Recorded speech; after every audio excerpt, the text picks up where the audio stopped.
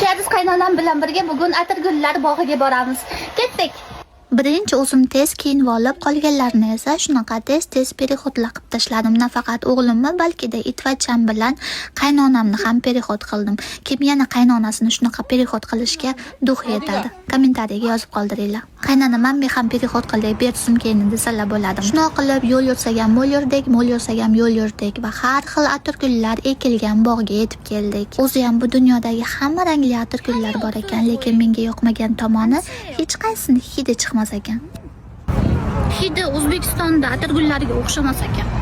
Itvachamiz yurib ketganiga sovuq o'ti qichyapti shekilli, u ham yuraman deb tushgisi kelyapti. Kaliz qaynonamga sovuni, itvachani va kolyaskani berib, o'zim har bitta gullarni hidlab chiqdim.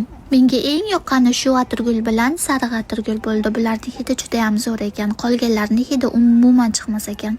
O'zbekistondagi atirgullarning hidi kelmayapti nimaga? Bu yerda dashi kelin-kuyovlar ham rasmga tushishayotgan ekan. Shunga qaynonam ham sovuq bilan birga rasmga tushib olaman, shayda kutib tur desalar bo'ladi. Rasmning o'rniga video olib qo'yibman. Mana buni tagiga bunaqa taxta qo'yib qo'yishgan. Tushunmadim. Taxta tiqilib yotibdi. Sarig'ining hidi zo'r ekan.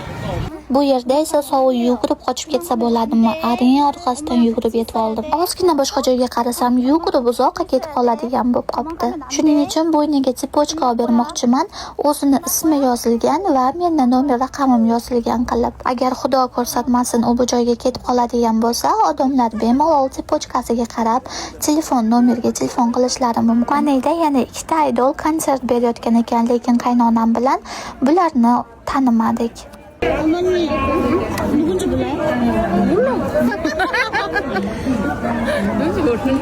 Biz bilmaymiz.